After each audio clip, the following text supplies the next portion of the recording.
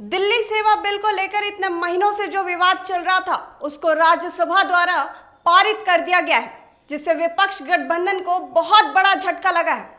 आपको बता दें कि राज्यसभा में सोमवार को पूरा दिन दिल्ली सेवा बिल के नाम पर समर्पित रहा। गुरुवार को लोकसभा से पारित होने के बाद इस बिल को राज्यसभा में पेश किया गया, जहां पूरे दिन इस पर चर्चा हुई और फिर यह बिल पारित हो गया। दिल्ली सेवा बिल के पक्ष में 131 वोट डाले गए थे, तो इसके विरोध में विपक्षी सांसदों की ओर से सिर्फ 102 वोट पड़े। अब इस बिल पर राष्ट्रपति की मोहर लगना बाकी है, इसके बाद यह कानून बन जाएगा। Result of the division on the motion that the bill be passed, subject to correction. Ayes 131.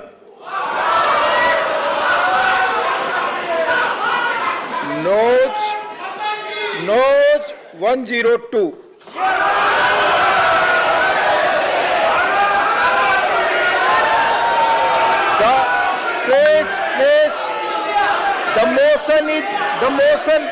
The motion is adopted and the bill is passed.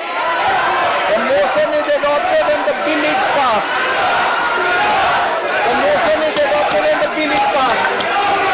इस बिल के पास होने के बाद दिल्ली के सीएम अरविंद केजरीवाल ने अपने प्रेस कॉन्फ्रेंस में केंद्र सरकार पर निशाना साधा। अरविंद केजरीवाल ने कहा कि केंद्र को ये पावर जनता की सेवा करने के लिए दी गई है। अमित शाह दिल्ली में घर घर जाकर पर्चे बांट रहे थे। दिल्ली के लोगों ने नकार दिया तो दिल्ली के लोगों पर अत्याचार करना शुरू कर दिया। प्रधानमंत्री ने दिल्ली को पूर्ण राज्य करने के लिए वादा किया था। आज दिल्ली के लोगों की पीठ पर छुरा घोंप रहे हैं। 2015 में जैसे ही हमारी सरकार बनी, आपने शक्तियां छीन ली, इसके बावजूद काम किया और 2020 में दिल्ली वालों ने 62 सीट देकर आम आदमी पार्टी को जिताया। साथ ही साथ अरविंद केजरीवाल ने यह भी कहा कि दिल्ली वालों को दिल्ली का बेटा पसंद है, आप जैसे नेता उन्हें नहीं चाहिए। अगले चुनाव में दिल्ली वाले बीजेपी को एक भी सीट नहीं देंगे। इसके साथ ही केजरीवाल ने इंडिया गठबंधन को धन्यवाद भी कहा।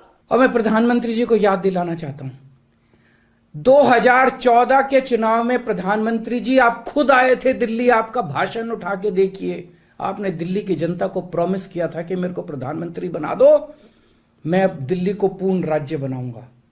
उसके पहले, हर चुनाव के पहले भारतीय जनता पार्टी ने आंदोलन किए हैं दिल्ली के अंदर दिल्ली को पूर्ण राज्य बनाने के लिए, और आज आप लोगों ने दिल्ली के लोगों की पीठ में छुरा घोंप दिया, अपनी वादे से मुकर गए।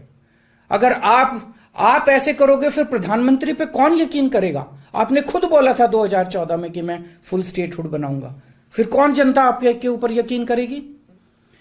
2015 में आपने मेरी शक्तियां छीनी दिल्ली सरकार की। जैसी हमारी सरकार बनी, आपने हमारी शक्तियां छीन ली नोटिफिकेशन जारी करके।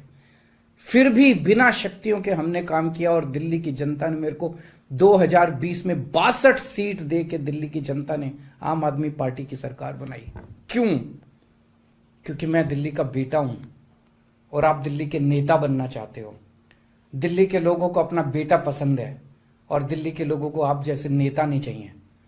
हम दिल्ली वाले दिल्ली से बहुत प्यार करते हैं और हम जानते हैं कि बीजेपी दिल्ली के लोगों से नफरत करती है, दिल्ली वालों से नफरत करती है। इस बार दिल्ली के लोग बीजेपी को एक भी सीट नहीं देंगे, लोकसभा में एक भी सीट नहीं देंगे। लेकिन अब आपको यह भी बता दें कि इस बिल को रोकने के लिए दिल्ली के मुख्यमंत्री ने अपनी जी जान लगा दी थी।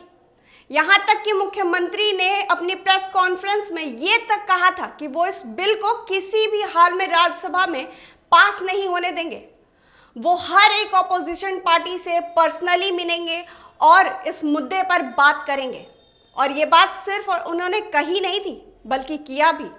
वो हर पार्टी के नेता से मिले, चाहे वो अखिलेश यादव हो, चाहे वो ममता बनर्जी हो या नीतीश कुमार या फिर कांग्रेस का कोई नेता, सबसे मिले, सबसे बात की, सबसे सपोर्ट मांगा।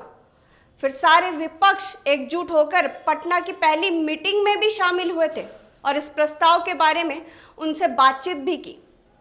बेंगलुरु में भी दूसरी मीटिंग की, जहां इन लोगों ने अपनी पार्टी का नया नाम दिया, इंडिया गठबंधन। विपक्ष ने बीजेपी को हराने के लिए कोई मौका नहीं छोड़ा था। मैं आज इस मंच के जरिए सभी ऑपोजिशन पार्टीज को अपील करना चाहता हूं कि राज्यसभा के अंदर जब ये बिल आएगा, ऑर्डिनेंस जब बिल के रूप में पेश किया जाएगा, इसे किसी भी हालत के अंदर राज्यसभा में पारित नहीं करवाना।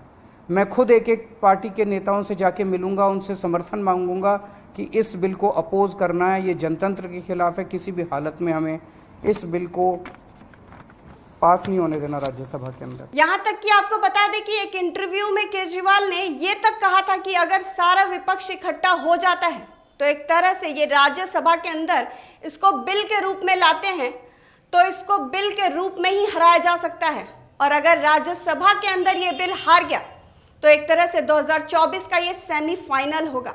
लेकिन अब क्या, अब तो केजरीवाल की ये कमिटमेंट और ये कोशिश दोनों ही फीकी पड़ गई है।